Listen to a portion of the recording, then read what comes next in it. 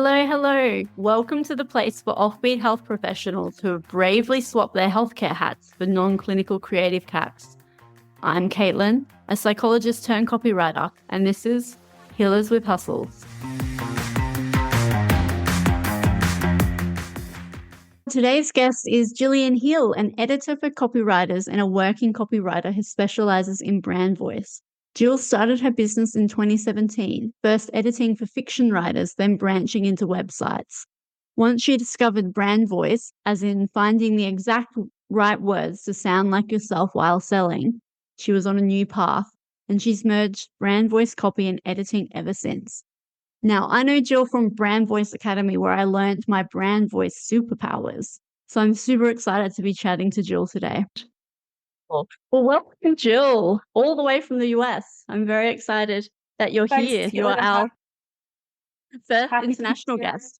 Oh, exciting. Very exciting. And I can't wait to chat to you today about brand voice. But I thought maybe first we could hear a little bit about your story, because I guess the idea for the podcast is like for people that are in maybe professional careers and they have maybe like a little bit of an inkling or a desire to do creative work. And I think you're a great example of that. So I'd love to hear all about it. Oh, well, thank you. Well, yes. So you can, even though I'm in the US, you can probably tell by the accent that I'm not from here originally. So I'm from Scotland. And when my husband and I lived in Scotland, I was a lawyer. Went to law school, he went to engineering school, and was quite happily going along in my career as a lawyer. I had imagined that that's what I was going to be since I was probably 12 or something, watching Ally McBeal on the television. I never ended up in that type of role. I ended up doing contracts and specifically kind of like commercial real estate, you would say in the US. I'm so used to describing it now in the US way. And a little bit of environmental law, but I used to joke that I was like the anti-Erin Brockovich because I used to work for the waste management companies but it was very important to make sure all responsibilities got, divvied up appropriately and making sure everybody knew what they were taking on in terms of environmental issues. So absolutely loved doing that job. And then in 2009, after my husband had done a PhD, the industry that he worked on in Scotland just disappeared. So he was leaving academia, ready to start work again. And as he came out, there was no place to work in Scotland. And so there was like various options of where to move to, but we basically moved to the US. We decided to move here. It was in 2009. So for those of you who remember, there was a bit of a real estate crash happening at that point.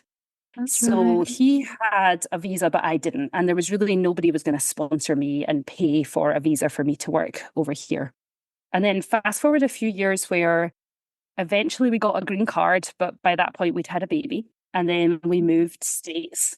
And then we moved states again, and then we had another baby. So there was a whole period of kind of like family and really concentrating on that area. And then when my youngest was 2, I was ready to get back to work. I had been creative through that time. I had done a lot of fiction writing, and I'd really enjoyed fiction writing as my outlet, but I wanted something more of a kind of day-to-day career rather than just writing fiction at night, because I still have not finished the novel that I started in 2009. Like, I've written and had published a couple of short stories, but my grand plan for the novel has never gone to the point of it being published or finished. Still in a draft box somewhere. So yeah, at that point I was thinking, well, gosh, I don't know that I could, if I'm really employable as a lawyer. I'd never worked in the US before. I'm the primary caregiver of 2 kids. I would have to sit the bar, which would involve sitting a whole load of exams again, which I didn't want to do. And at that point, I actually started editing for fiction writers. That's sort of how I got into my role as a copywriter. I started editing for fiction writers, first of all for friends for free, and then they would pass my name on to other people and I started charging. And that's really where the kind of like outlet of I'd like to do something for work and it would be fun if it was creative and I enjoyed it at the same time. Beautiful. So, so many changes. And I have so many questions, but I was really curious about the difference in terminology. And I had a little question about how have you found you have assimilated American speak into your vocabulary, or do you keep your Scottish kind of slang? Yeah, it's really interesting. So my husband is also Scottish. We come from different parts of the country, but we met at 18 when we went to university. So we've known each other since that time. There's like words and phrases we still use, but I would say that when it comes to anything sort of professional, then we defer to the US version. So for example, over here, I will say that I used to be an attorney. I don't say I used to be a lawyer just because it's not really the language that they understand. I'll say I went to college and not university, or I went to law school. I kind of use that language. And then our two kids were born here. So they were younger, they had kind of Scottish accents, but once they went to school, I think it's a good thing. They assimilate with their peers and they listen to their teachers. So they have little American accents. Although if you were to ask our Scottish family would say they spoke very American. And our American friends think they have a Scottish accent. So I'm assuming they're somewhere in the middle there. Somewhere in the middle, yeah. Yeah, exactly. But I definitely find when it comes to any kind of work terminology, I really defer to the US version of it. The US. That makes a lot of sense, just for clarity. Yeah, I lived in America for like a very, very brief stint because I did Disney World. So I lived in Florida for about 6 months, and I found that because it was fantastic. I had a lot of American friends, which was great. But it definitely changed my vocab. And I remember this one night we were going to a party or something like that, and my fully Aussie slang, like in a bogan, came out, and I was like, yeah, why don't we just swing by the bottle and grab a bottle of grog? And they just like all looked at me. It's like, oh, I was so embarrassed. Like, oops, I've been trying so hard to keep myself in check. There with, yeah. Well, and I sort of feel like Disney in Florida is like a whole nother cultural thing, even than America. We have not yet gone to Disney because it's not particularly my thing. But yeah, I feel like when you know that, and I think that's interesting in itself. People come from all over the US, but it has sort of a culture of its own that you have to. That's so fascinating. Yeah, that you have to be aware of, and particularly when you're doing copy editing. Is that part of your process? Like you work out where they're from geographically and then have to change things? Or so when all the editing I've done has been in the US, and so I really always have edited. Occasionally I do things with a UK dictionary or Canadian. I don't know if I've ever edited for anyone in Australia, but I have talked about kind of brand voice and language with people in Australia because there are similarities to Britain, right? We have some of the little same tweaks and some of the words, like how we spell things, are similar. But mostly I have just worked for people in the US. But they will also have, the nuances are not so varied, I would say, compared to country, but there can be nuances state to state, or more likely maybe like the south of the US versus the north. At the end of the day, most of the editing I do is for digital businesses, right? Online businesses where their audience is all across the US and sometimes all across the world. And so what interests me is they either maybe want to hide their specifics of their geography. I actually think you should call it out and be proud of it. But sometimes people want to sort of cover it and just become more in the middle. Yeah. Or they don't really realize that something they're saying is specific geographically to where they come from. And they don't realize not everyone says kitty corner, which is what some people in the south of America describe as like diagonally opposite on a four-way junction. They'll describe that as kitty corner. But it's not something people in the north say. It's not something I had ever heard. My husband and I moved to Texas first, so we kind of got into the Southern way as our first, like the first set of slang. There's lots of little nuances people use that they don't necessarily know is geographically specific to them. It's so fascinating, all of that. But how do you, so you said that sometimes people want to like cover things over and make it kind of a bit, sanitize might not be the best word, but how do That's how it feels. how it feels. And what are your best tips, or how do you maybe make tiny tweaks as an editor if people say, oh, no, I do want to show my personality or show my humanity or show that what makes me me? Yeah, I think the biggest thing that I talk to business owners about with this is sounding the way you speak. So I think there's this, and I mean, it sounds so obvious, and I think we all hear it, but then as a lawyer, I really know this. You go back to what is professional, and I'm putting air quotes around that. what does professional really mean? I would say that when I was writing contracts or even cover letters as a lawyer, nobody would know that I wrote it and not the partner that I worked for or someone in the room next door to me. Like your personality is supposed to be invisible in a contract letter from a lawyer to a client. And I think sometimes people think that's what professional means. But when I think about it, what I want to know, I think we think professional means authority.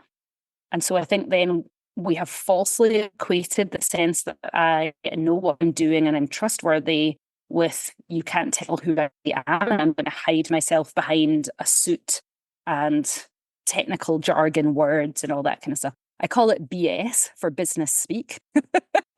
So get your business speak on. And if you've put anything into ChatGPT or, Claude or any of the AIs, it basically comes out with business speak, which is just, there's no personality under it. I think what we're really noticing now is that any of that AI stuff that comes out, it sounds bland because it doesn't have the personality under it. But I think people have always written that way in a slight panic that I better not show my personality because somehow that means I'm not being professional. And I just think that's not what people want, especially in the digital world where I don't really know you. I want to get to know you through your copy. Absolutely. I want to see who you are really. Like, are you really a good fit for me? Like, I trust you can do the job because you've got testimonials up there and I've heard from somebody else. But now I want to know, are you the right copywriter for me? Or are you the right architect for me? Or the right coach for me? And the only way we can show that, I think, is by letting a little bit of our personality show through. Which means don't cover it up. Just be yourself. Just be yourself. But no, I love that. I think you said it better than I could say because that's such a thing, particularly in like the professional world where we've been taught how to write, and it is to kind of make ourselves not be there. But then that doesn't connect with that might be right for our like professional to professional, but then when you're trying to engage with a client or a customer, it's not exactly going to work. I talk a little bit about when I work with health professionals, copywriting. You don't have to put big things in there, only tiny little tweaks or tiny little things that you can pop in there show your personality. Like on my contact form on my psychology website, I have references to the X-Files, which shows a little bit of my personality, but it's not too in your face. Like only someone who know the X-Files would understand that. And I've had a few clients mention that when they've booked with me, like I knew that you were the psychologist for me because you talked about the X-Files, so I knew you'd be relatable and you'd be approachable and you'd be someone that I could connect and also, so I talk about this a lot in terms of, so the reason that brand voice, I kind of specialize in brand voice as a copywriter. And the reason it interests me, I think, is because I came from such a flat professional, a contract could be a sentence is 23 lines and it takes up a whole page and it's so dry. And so when I learned there was another way of writing, like it was so night and day opposite. That's what really interested me in it. But I often talk about like the Venn diagram of things that you're interested in. And I call these fascination circles.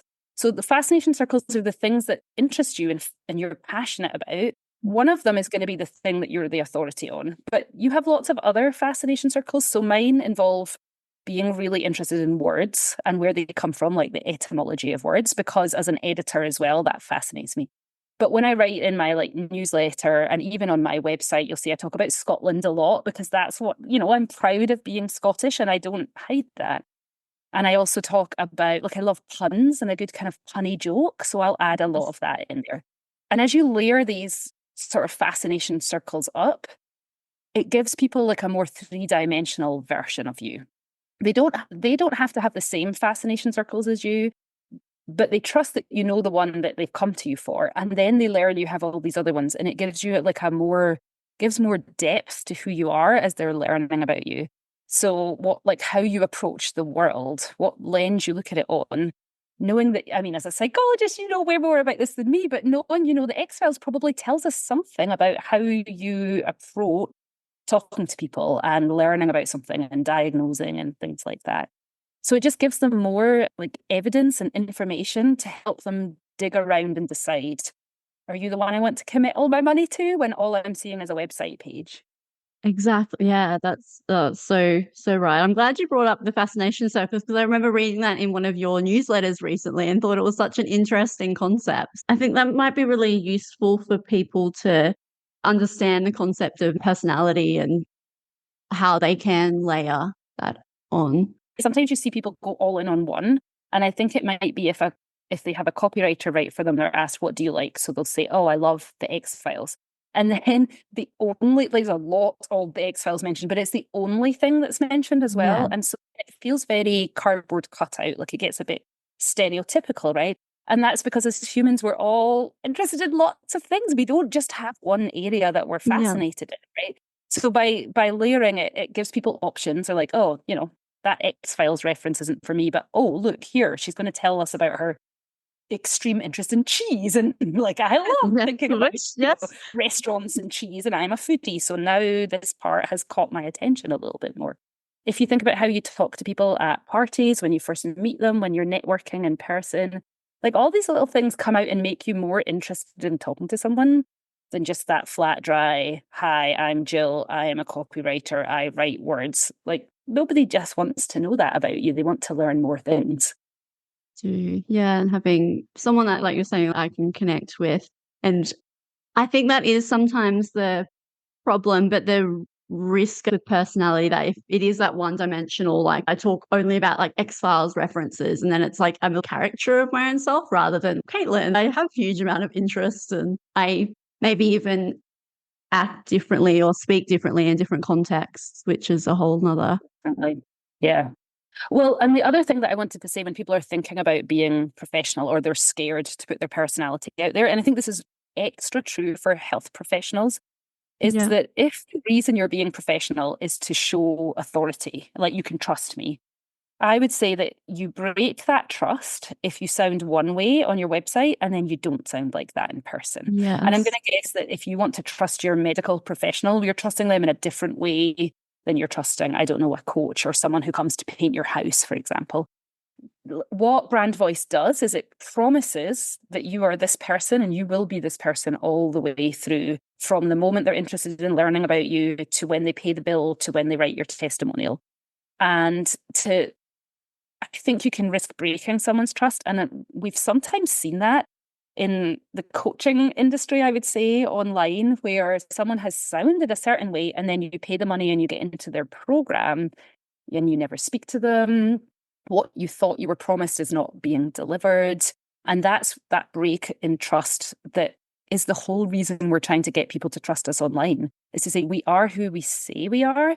And so if you want to sound the same way on your website as you do when they get on a sales call or a discovery call or the first meeting you have with your doctor or your psychiatrist or whoever that might be, because then we're like, oh yeah, that is like, I picked you because I think you're like this. Oh, you are like this. Good. Then I feel confident in the decision. But like if I picked my chiropractor because I felt like he had a like upbeat personality, and then I turned up and he didn't say a single word to me and had a grumpy face, like I probably wouldn't go back to that chiropractor. No, not at all. I'm so glad that you said that because it is about that trust and about being the same.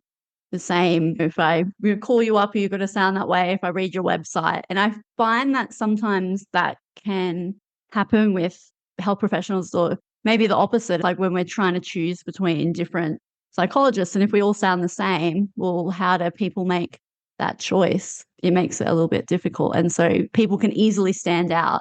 Like say, Psychology Today website, and they've got a little bit of their personality that really stands out among a lot of dry, snoozeworthy content. Right. Well, and I think there's people worry that that means that some people will not pick you, but I would say that's a good thing, because the people Yes. who don't pick you, they were not going to give you good testimonials. You were not going to have a good working relationship with them. But it allows the ones who are the good fit to say, oh, I think we would be a good fit together. And Absolutely. often I say to clients, and I'm sure you think about this as well, like think about who you're trying to attract into the circle and also who's not a good fit for you. You want your website copy, your emails, anything you write, and anything you say on like in person, because that's your brand voice coming over as well. Sometimes people to say to repel, and I feel like that's too strong a word for it. You just want someone to be able to self-identify is this a good fit for me or is this not a good fit for me? And you're giving them the evidence and the information to help them make that decision. Absolutely. It's such a, I love talking about this. It's so fun. So something else that I really wanted to talk to you about, because I learned about this from you on your Instagram. I saw a reel and you were talking about brand voice, but then the different brand voices and the different stories they tell. And I thought it was such a cool concept that I hadn't thought about before. It's something that's maybe implicit when you're writing, but how you made it really explicit and broke it down. I thought it was such a beautiful idea. Oh, thank you. Well, because I mean, I still do work sometimes as an editor for fiction writers and more for memoir writers. But when you write fiction and memoir, you sort of have to follow a plot structure of how you tell your story. And so I'm very, like, one of my fascination circles is digging into how does plot work and uncovering that. Like, I cannot watch a movie or a TV show without dissecting. Like my poor husband, I'm going, I know what's going to happen in 43 minutes because I've figured out the plot structure behind this. And he's just trying to enjoy the movie or whatever we're watching. So it's not always a good thing, but I love it. And I like to talk about that and break it down. And so I think that's where I really was interested in merging. Like we all have stories and kind of classic brand stories we tell, but we tell them in different ways depending on how, to me, at the end of the day, brand voice is just how we want to relate to our audience. So we tell different voices depending on how we want to relate to our audience. And so a really great exercise I ask people about when I'm trying to help them decide this is, where do you want to be in the room? So I say, imagine that you're at a conference in like your ideal conference. It's on a topic, so for us, it would be like maybe a copywriting conference. But there's a potential you're going to get clients there. So it's not just all your peers. There are people who might be someone who would hire you or purchase what you sell there. So are you up on the stage, giving the speech, describing what it is that you do? Or are you sitting at a round table as people come and go and engaging in one-to-one conversations and meeting new people and passing business cards over a drink? Or are you at the back of the conference room loudly talking about how you feel about the industry, where some people are pulled in to hear more and some walk away like, I don't know what that person's talking about. And so those generally relate, like, where I'm going with this, they generally relate to, do you want to lead with your authority, which would be being up on the stage? Do you want to lead with connection, which is where you're sitting at the table? Or do you want to lead with like your outlook and your opinion? Like, I love this industry and I'm so passionate. Or you might be really passionate because you think the system's broken and you think there's a better way to do it, but you're being loud about your opinion on that. And so I think that we tell stories differently. The same story would be told differently depending on if you were on the stage, if you were sitting at the table, or if you were in the back of the room pontificating about how you felt. Yeah, that's such a great exercise to run people through, because you can visualize that and it makes a lot of sense. Well, and I think the other thing to remember is that all brands should be all those things at some point. So sometimes when you ask people, do you want to lead with connection, say, they panic that means they're not an authority. But the point is, if you're in the room, you are an authority, but like, you're not necessarily the authority up on the stage, but you didn't get access to the room without having authority. So knowing that, where are you in the room? And I think it can sometimes help people say, oh, okay, I'm not so scared now that I'm losing one. It's just, where am I most likely to sit or stand? Where am I most likely to be when I walk into the room? Yes, absolutely. And what do you lead with, I think, is the big thing. And like you said about how some people think that if it's the connection that you're not an authority, but you can absolutely be that authority. It's just not if you're standing on the stage kind of looking down and telling people how it is. I think that's a beautiful image.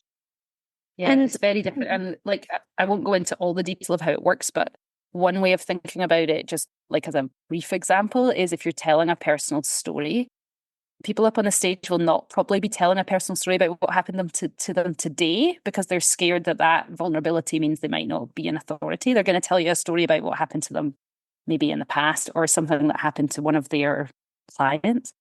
If you're sitting at the table, you're almost definitely telling a story about what you did today, and you're willing to be vulnerable that you messed up a little bit. And if you're at the back of the room yelling, you're probably telling the story about someone else and how it made you feel. Yeah. So that's like another easy way to think about it. How do you tell the story long ago? Just tell the story now, or are you telling the story about somebody else?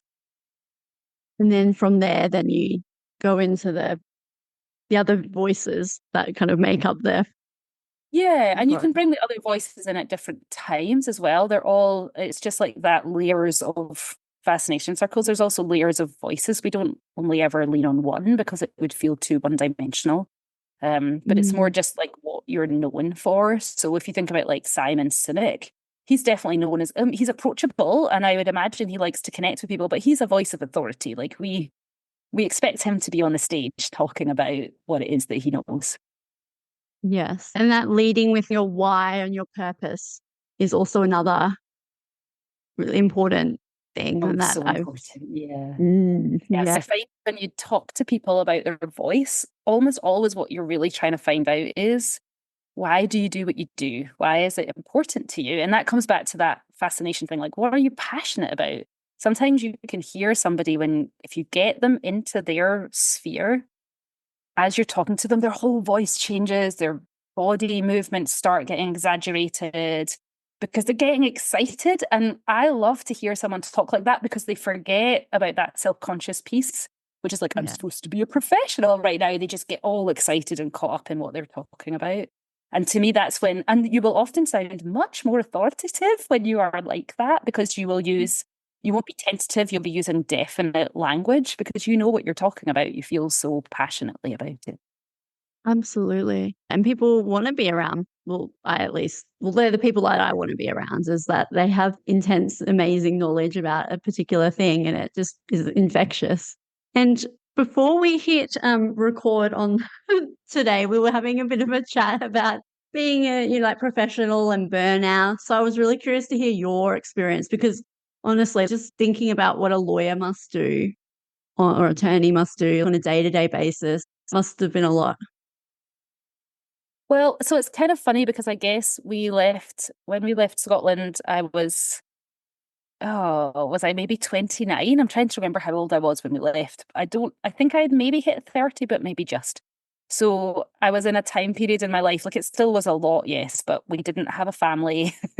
I could work the Mm, hours I needed to work. I was still very excited. I mean, honestly, if we hadn't moved, I don't know if I would have got into this career. I really love it now, and I'm glad that I did. But I was quite happy being a lawyer and right. helping people communicate just in a very different way. I think probably what it did was it allowed me to multitask and learn how to just Yeah. juggle a lot of files at the same time. I still track my time very carefully, which was one of the things that Wow. I had to do as an attorney. And Mhm. even though I mostly charge, well, as an editor, I charge hourly, but most of my work as a copywriter or creating brand voice guides is project-based work, which is a one-off fee. And especially if you're moving into a role like this where you haven't done it before and you're your own boss, it's so hard to decide pricing and be confident that you're pricing the right thing. And I think a lot of burnout can come from needing too much work to get to yourself to the place that you want to be, right, comfortably. So for me, tracking my time means I can go back and look at like how many hours did I actually spend on a project, as opposed to what do I confidently believe that I could do, because I'm going to tell you, it's almost like always 1.5 to 2 times more than whatever you actually thought it was. But when you translate that to an hourly rate and you say, I was getting paid $10 an hour effectively to do this, do you know, Mm, why am I doing this? Or the other way of looking at that is, okay, I need to sell, I can realistically only do so many of them in a week or in a month. So I have to price it at X for that to work for me. Now I only work 30 hours a week because I basically work around my kids' schedule. So I work 9 to 3, Monday to Friday, and 3 o'clock is like the absolute deadline. There's no being like, oh, I just need to stay at work another hour because I've just got to get this document finished. yeah. The school bell goes at 3:15 and I have to be there. So 3 o'clock is pens down, like no choice really. But I think it leads to being really quite ruthless about that because Yeah. I I can work nights and weekends. I don't want to though. So I have to be quite ruthless with myself. in terms of what can I realistically do in the 6 hours I have a day. Yes. And I also find that interesting about the transferable skills and how being so good at tracking time and time management has probably helped you in your copy business and running a business. I'm like, oh, I don't track my time. Most people do not, and they also think it's, interestingly, a lot of people imagine it as a thing that you only do when you charge hourly, and therefore you're a lower sort of, I guess I don't mean lower value as a personal thing, but lower value in terms of how you charge. But lawyers charge a lot of money and they track their time from the beginning. So I love to see people who have done some other job before they are in the job they're in now, because I think it's amazing the insights and the takes that you bring to it that's slightly different to everybody else. So I think I'm a much better copywriter and editor because I had some other career first. Absolutely. No, I totally agree with you there. What are some of the skills or some of the things that you... The confidence to be able to wing it when I go into a call, honestly. I worked in I guess I worked in sort of the early 2000s in a very male dominated part of the legal field. And I would often be the only woman in the room at meetings. And if I was going to be able to if I was going to make my point, I had to be sure that I was going to be heard. And so there had to be a level of confidence as I spoke, regardless of how I really felt about it. But I think one of the other things that legal training teaches you, and I would wonder if it's like this for medical training as well, is that you cannot possibly keep in your head and know the thing. You know how to find the answer, but you don't know the answer. And I think a lot of copywriters and coaches and different service providers can panic that if you're on a call, you have to know the answer. And so they can panic about how to prepare for sales calls and discovery calls and things. Yeah. Whereas that nobody expects you to know the answer. They just want you to have a confident process to find the answer for them. So you can say, oh, okay, well, I will find out about that. And here's how long it will take me. And here's when I will get back to you. But nobody actually expects you to have the answer on the call. But I know a lot of people panic about that. So yeah, I think that might come through. I have to say, amusingly, I think the biggest benefit I get from being a lawyer is that copywriters are kind of known to be a bit flaky and not always deliver. And a lot of clients I speak to have had copywriters in the past where they haven't delivered. And by saying that I used to be a lawyer, honestly, they're like, oh, okay, like they trust that I'm going to meet my deadlines and I'm going to do the job for them because they know that I was in an industry where you couldn't be flaky and just not turn up or say, oh, the document's coming, the draft's coming, but never actually deliver. You know, you had to fulfill on your deadlines. So that's probably the biggest thing I get out of it. Oh, no, definitely, particularly if the people are a bit cautious about working with even a freelancer, right? I wonder if that's why some people go with big agencies because they assume that things are going to get done on time. I definitely think it's that because the reality is that the agencies are hiring freelancers to do the job. But what probably what you're paying for is that they will find another freelancer to do the job if that one flakes. It's on them to figure that part out. I think as a freelancer, for anyone who's listening, if they're like starting up or they're thinking about it, is you just need to show people that you have a process. So telling them how you go about it, what steps are involved, how long it takes from this call to the next thing, when the deliverable is. Just being very clear that you have a process gives a lot of people confidence that you're not just, I think sometimes people imagine that we have to write, I don't know, wait for the muse to hit and sit there and, oh, here come the words. And explaining to people that this is research-based and evidence-based and what you do to get to the point of giving them the end result that's probably what gives them the confidence that, you know, you're not going to be a flake because you have a whole system and this is how you're going to deliver. Definitely that step-by-step process that you go through, and absolutely the combination of the art, the lovely creative bit, but at the end of the day, you're still going to get the work done, which means there's the research and the process that you follow and all of that. It's funny, when I started doing copywriting, I was like, it'd be so lovely. I'll sit there outside with my pen and paper and my coffee and I'll just be writing. And the reality is nothing like that. I wish it was like that a little. Well, I do and I don't, because I think it would be terrifying to think that you just had to wait for something to kind of like turn up, the inspiration to show. I think maybe once you see under the hood and realize it's not actually like that, it's a bit of a relief. Like the first time I did a website copy project and I really didn't understand the structure of pages and how that worked. I just sat there and was like, with a blank page, like, I don't know, like, what am I going to write? But once I understood, then I went and found some trainings and researched it. And then I was like, oh, there's a process and I need to do this first and then I need to do this. And it was kind of a relief to realize that. Yeah, that is very containing, or helps with the nerves or the anxiety. If it's like, no, I've got to do this, it's like this part first and then this part. And did you do courses? I kind of just went for it to begin with. So I think when I started editing, I mean, and this is another thing that always makes me laugh because I don't have a degree in English. And if I was to have a degree in English, it would be from the UK. So I always kind of wondered, how would people trust? Like, nobody ever asks me these questions. I guess I have testimonials and I talk confidently about what I do. And especially at the beginning when I was editing fiction, I used to be a member of the Editorial Freelancers Association, which I paid to be a member of in the US.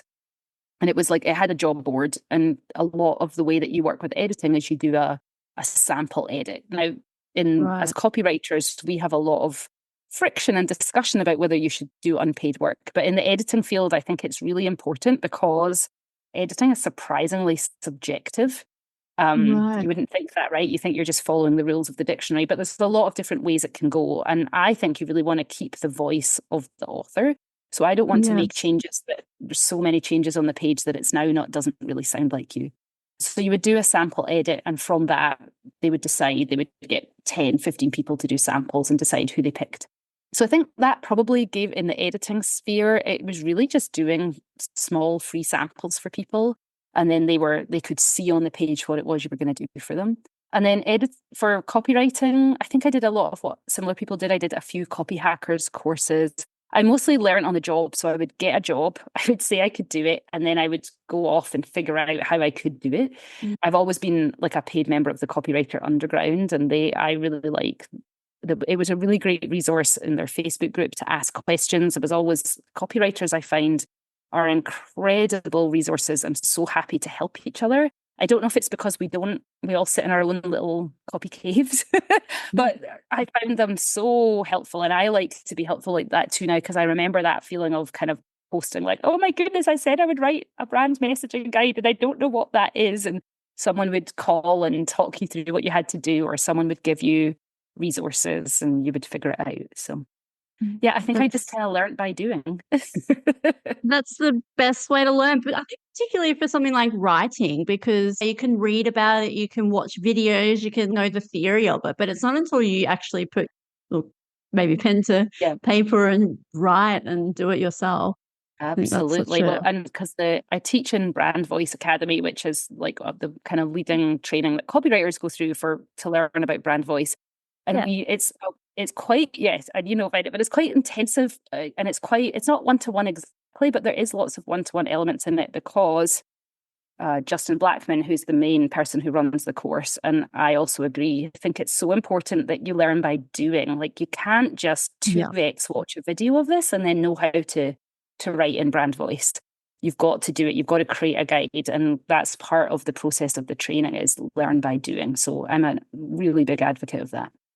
Yeah, exactly. With that brand voice course, that was the best part of it, actually doing it, because you can learn about it, but then it's not until you do the guide and then you have your clients. It can feel a lot like you think you understand the principles, and then as you say, you go to put your fingers on the keys and you're like, what am I doing? Like, what does this mean? Definitely, that was a big learning curve. And I think that first brand voice guide took me so much time, but the first one's always the hardest, I guess, and then it's all a bit easier from there. But when we were talking about editing and the different guides and different ways you can edit, I was just like having flashbacks to my psychology training and, APA manual, and having to put the full stops in the right place, or like getting severely marked down. And I think that's maybe where, like, I know psychologists, when they go to write, that's where it comes from. It's that fear of, no, I've got to do this way because I've been marked down beforehand, and it's kind of ingrained in us. And I think especially like I sometimes I edit stuff for lawyers, and they'll say they want to be friendly and approachable, and then they have like the statute written in the, and you're like, oh, like I understand that you want to do it properly, but this is a blog post. Like it can't be proper the way it would be like submitting it to court. There has to be some, but it's very hard when you don't know how to shift from one to the other. It feels quite binary, like I can write this way or that way. And it can be really hard to shift from and sort of merge them so that you're somewhere between the two.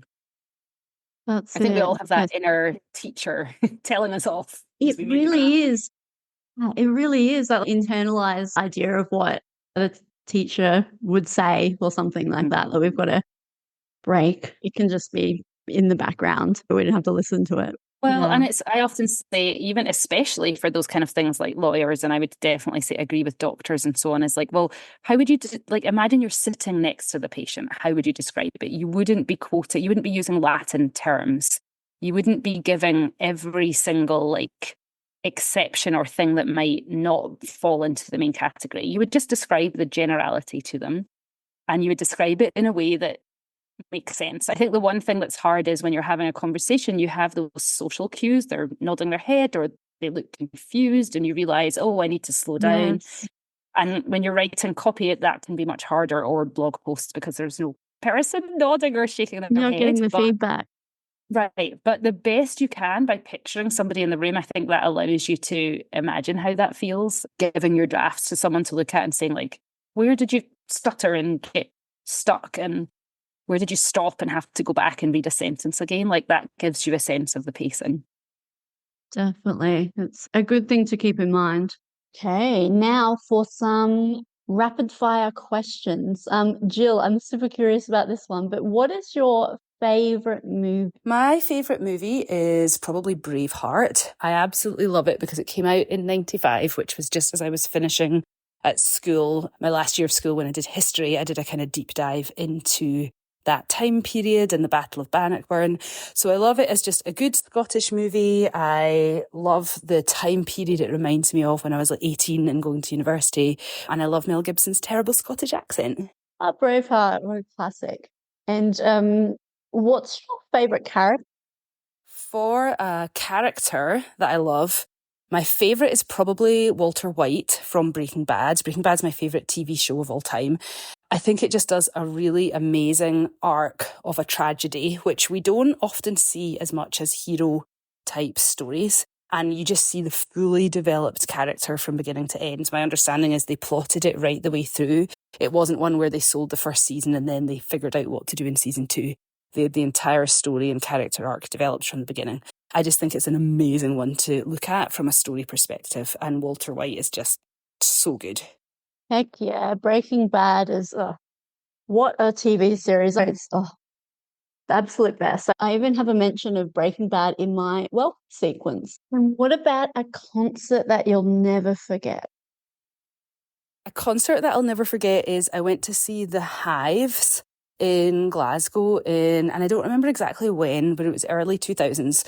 Their album Tyrannosaurus Hives had just come out.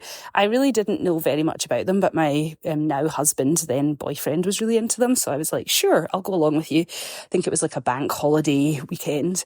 And the energy of them playing, I was just blown away. I had such a good time at that concert. So really loved them.